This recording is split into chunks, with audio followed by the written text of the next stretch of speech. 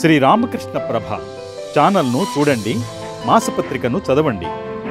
ఎందుకుంటుంది ఈ పునర్జన్మ అంటే భావాలు మన మనస్సులో జ్ఞాపకాలు బాగా పెట్టుకుని అట్టగట్టుకుపోయి అవన్నీ ఉండడం వల్ల సరిగ్గా వెళ్ళిపోయేటప్పుడు ఈ ప్రాణవాయువే కదండి వెళ్ళేది. వాయువు ఎప్పుడు గంధాన్ని తీసుకెడుతుంది. మనకు లోకంలో అనుభవం. పునర్జన్మ శాస్త్రీయం, లాజికల్, తార్కికం. నువ్వు నమ్మినా నమ్మకపోయినా ఉంటుంది. ఎలాగంటే పూల మించి గాలి వీసినప్పుడు పూల సుగంధాన్ని తీసుకెడుతుందా లేదా?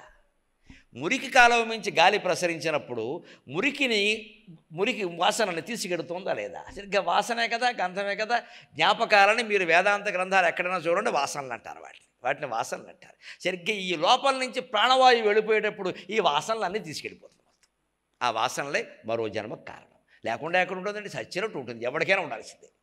అందుకే ఆ చివరలో ఎవరైతే ఏ వాసనతో పోతారో, ఏ అనుకుంటూ పోతారో అదే జన్మ పొందుతాడు. ఇంత భగవద్గీత విన్న అర్జునుడు, ఇంత శ్రీకృష్ణుడు భావమరది అయిన అర్జునుడు, చెల్లెలి మొగుడైనటువంటి అర్జునుడు, భారతంలో గొప్ప వీరుడైన వాడు కన్నప్పగా పుట్టి కన్నప్పకిస్తే తప్ప మోక్షం రాలేదు ఆయనకి.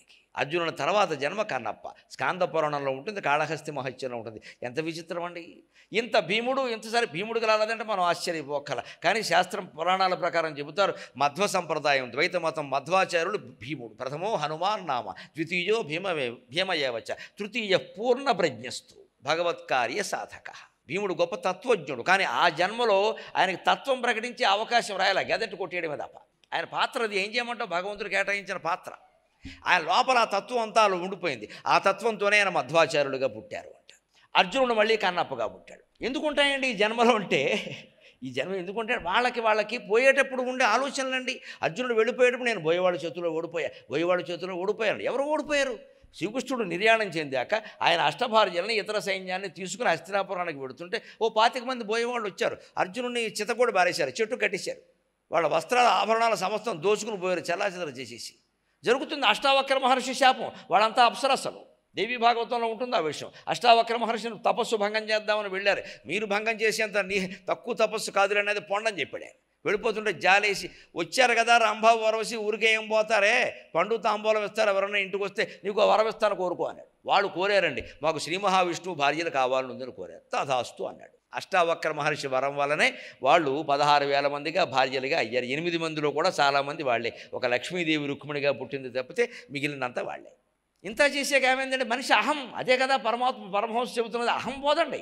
ఆ వరం ఇస్తే వెళ్ళిపోవచ్చు కదా.